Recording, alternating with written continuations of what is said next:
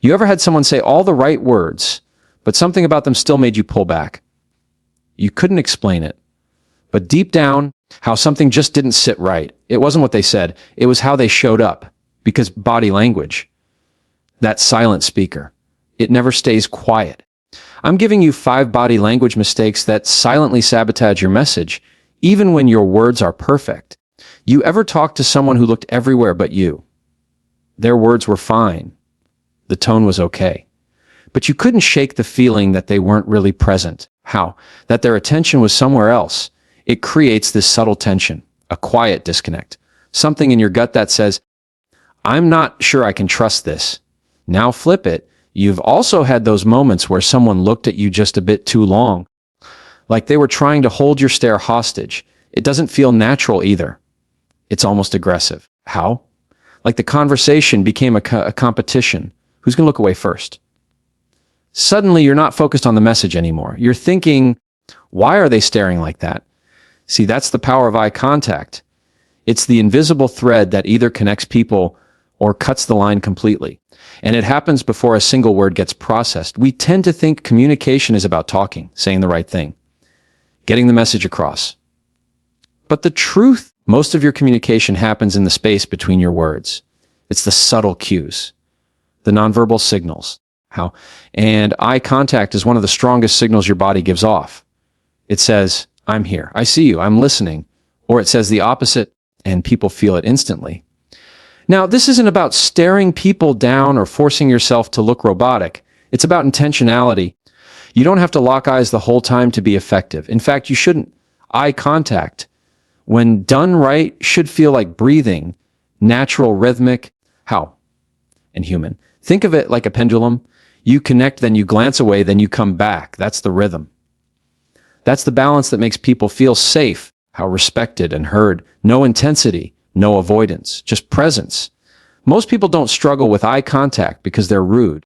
How? They struggle because they're nervous. They're overthinking what to say next. They're stuck in their head. And so their eyes drift. Not because they don't care how, but because they're trying to survive the moment. But here's the shift. When you choose to stay in the moment and trust your presence, your eyes follow. They say, I'm not here to perform. I'm here to connect. And that connection builds trust. It doesn't matter if you're giving a presentation, leading a team, talking to your partner, or ordering coffee. The principle is the same. If you can't hold someone's gaze with calm confidence, they'll feel that crack in the foundation. They might not be able to name it, but they'll feel it. And the message you worked so hard to deliver, it starts to lose weight. Now, if you're someone who avoids eye contact out of anxiety, here's something simple. How? Try focusing just above or between the person's eyes. You don't need to laser lock into their pupils. Aim for their presence, not their pressure. Over time, how this becomes muscle memory. You start to build comfort in being seen. On the flip side, if you tend to overuse eye contact to prove dominance or control, pull it back. Let your eyes invite, not intimidate. People are more open when they feel safe. And eye contact that's used to overpower makes others shrink. That's not leadership. That's posturing. The most powerful communicators don't use eye contact to impress. They use it to connect. Because connection builds credibility. And credibility earns trust, not just in your words, but in you. So the next time you step into a room, into a conversation, into a moment that matters, check your eyes.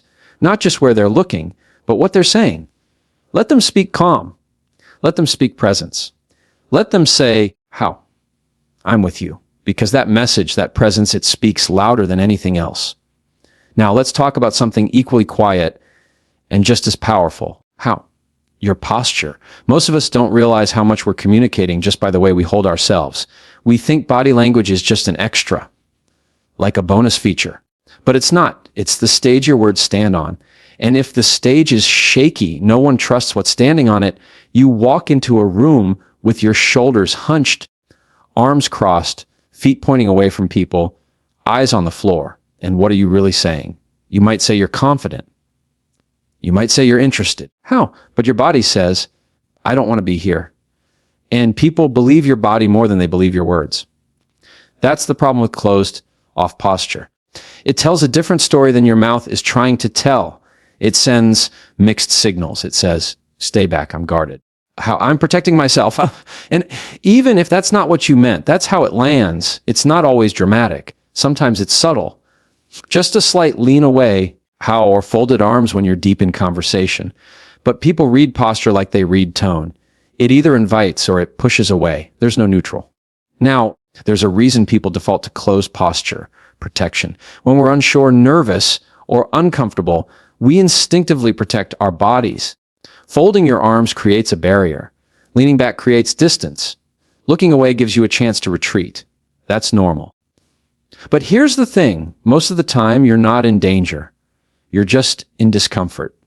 And there's a big difference between discomfort and threat. So you've got to train your body to respond to discomfort with openness, not defense. That starts with awareness. Check in with your shoulders. Are they tense? Are they creeping up around your ears? Drop them. Let them fall naturally. Now notice your arms. Are they crossed? Unfold them. How? Keep them loose at your sides or gently resting. Are your feet turned away from the person you're talking to? Square them. Face the person. How? Show with your posture that you're present, not trying to exit. And then breathe. The breath is what anchors it all. When you take a steady, deep breath, how your body softens, your presence expands, you stop performing and start connecting. That's the shift. When you show up with open posture, people feel safer. They open up too.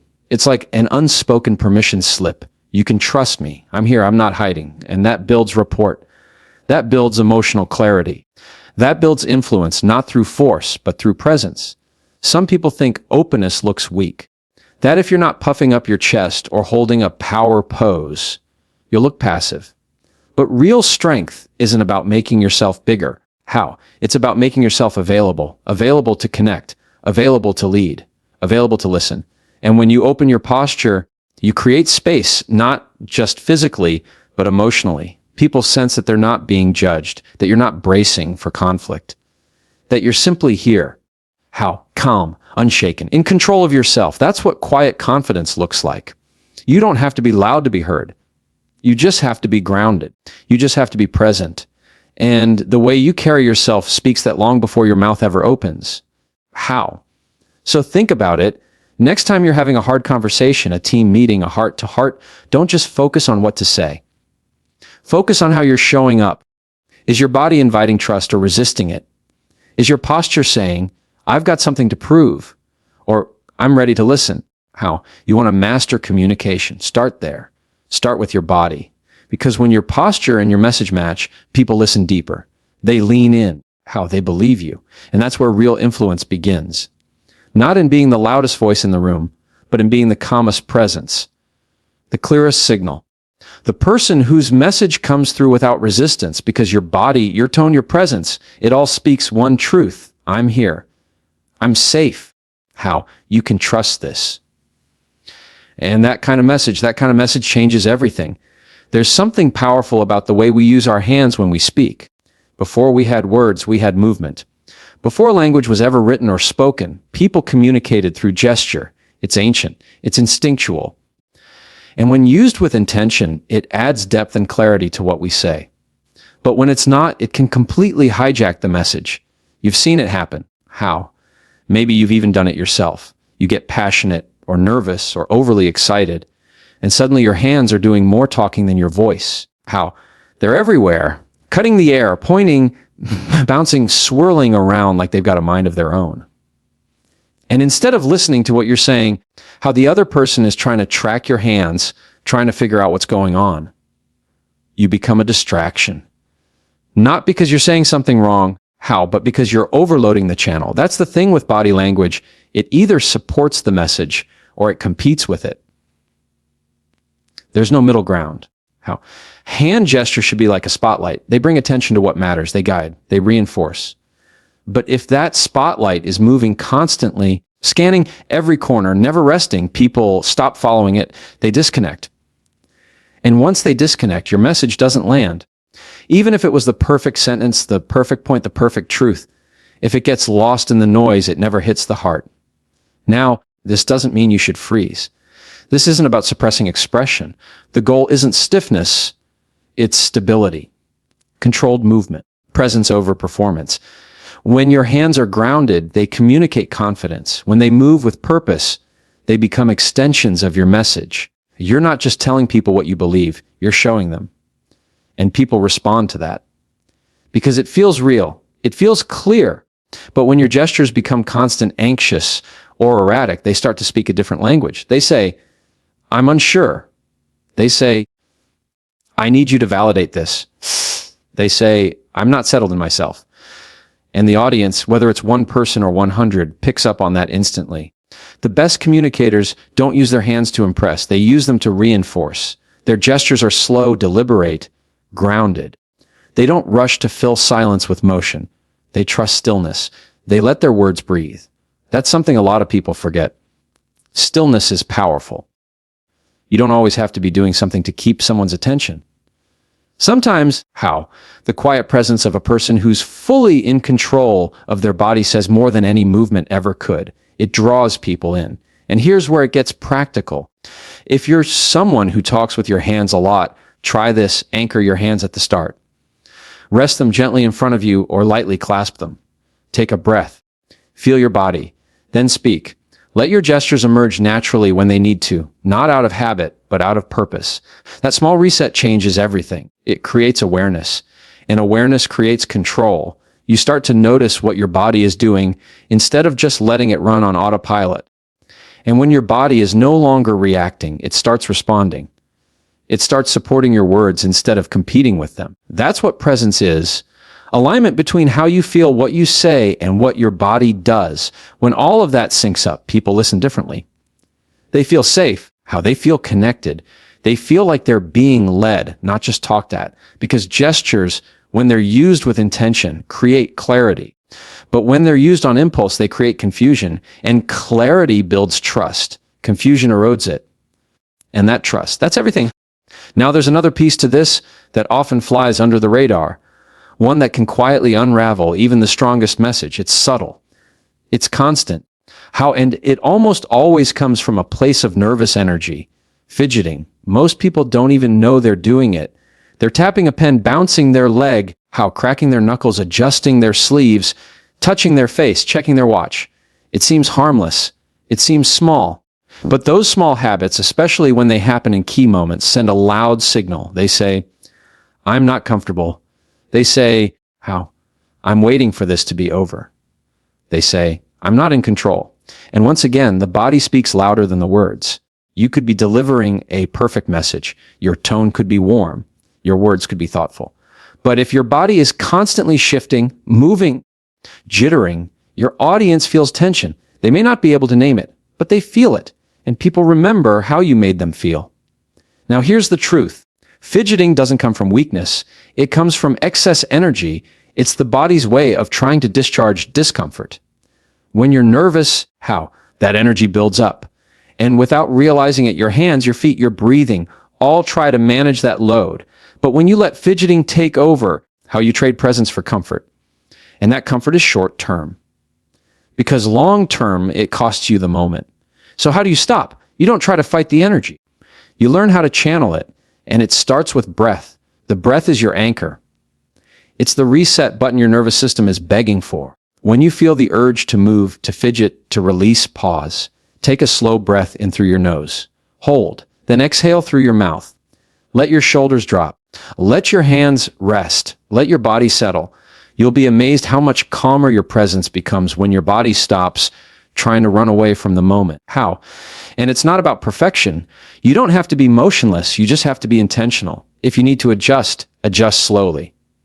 If you want to gesture, gesture deliberately, but eliminate the unconscious habits because they pull you out of alignment. People respond to grounded energy. When you're still, you hold space. And holding space is one of the most powerful things you can do in any conversation.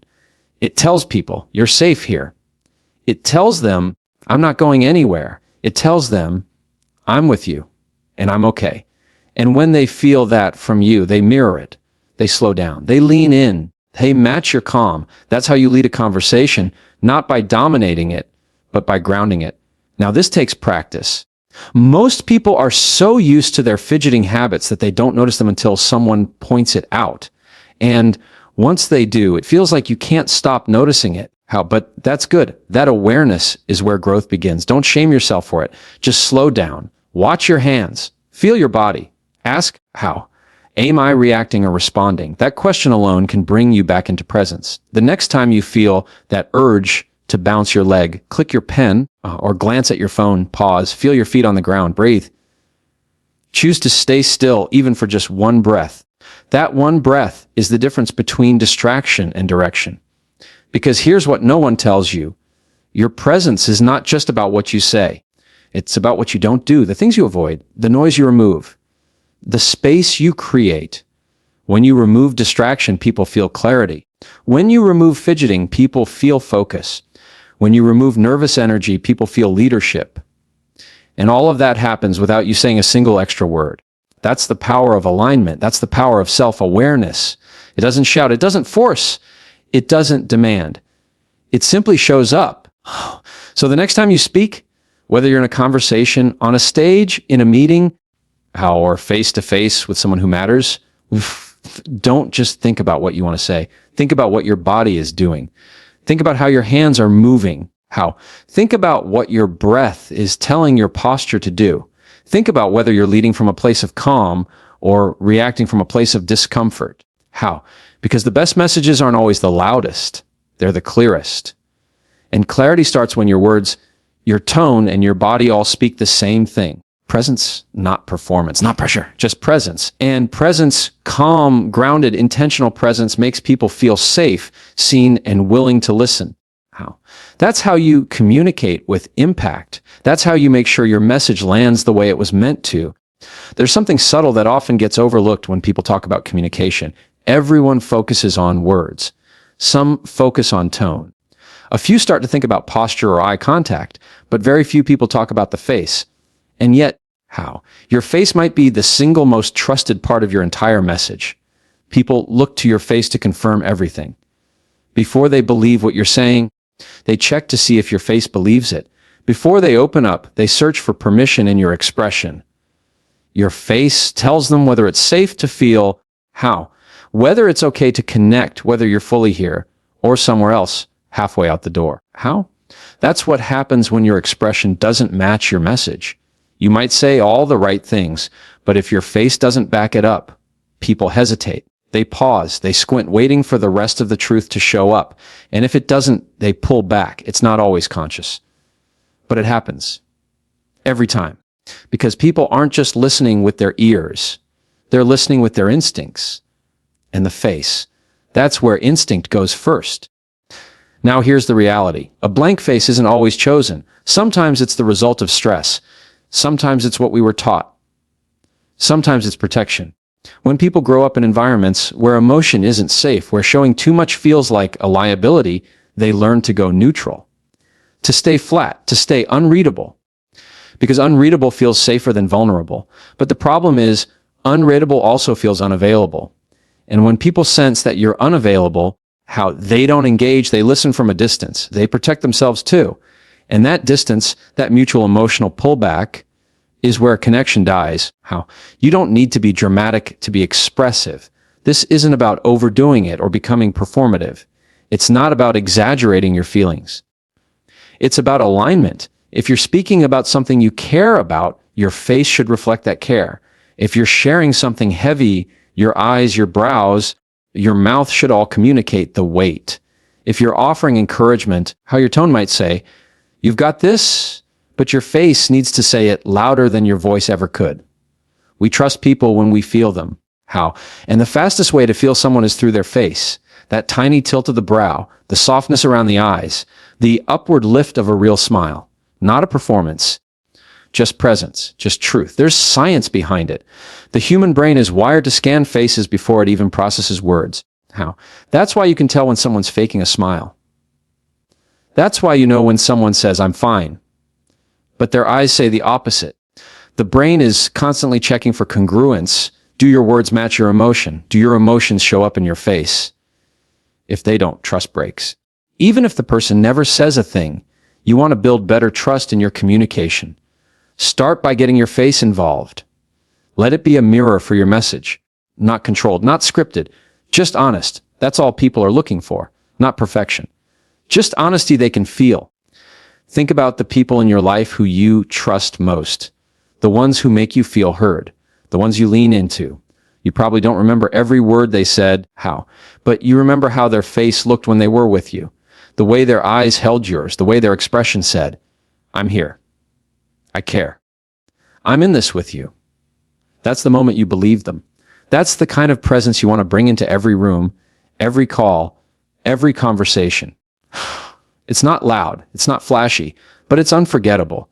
If you've spent a lot of time being emotionally guarded, it might feel strange at first, how letting your face show more, giving yourself permission to reflect what you feel inside. It might even feel vulnerable. That's okay. Vulnerability is where trust begins. You don't have to leap into it all at once. Just start with intention. Start with awareness. When you speak, pause every so often and check in. What's my face doing right now? Do I look like I care about what I'm saying? Do I look like I'm connected to the person in front of me? If not, don't force it. Just return to the moment. Let the walls down a little. Let your face soften. Let it catch up to what your heart already knows. This shift, this softening, doesn't make you less professional. It makes you more human. And human connection is what makes communication land. It's what turns a conversation into a breakthrough. It's what makes someone remember you, not because you said it perfectly, but because they felt it clearly. One of the most common mistakes in high-pressure communication, presentations, interviews, negotiations is trying to stay composed by shutting down all visible emotion. You see it all the time. Stone face, minimal movement, polished voice. How? But here's the catch. When you remove every trace of emotion, you also remove connection. And without connection, even the best arguments fall flat. Composure isn't about being blank. It's about being centered. You can be calm and expressive at the same time. You can be clear and human in the same breath.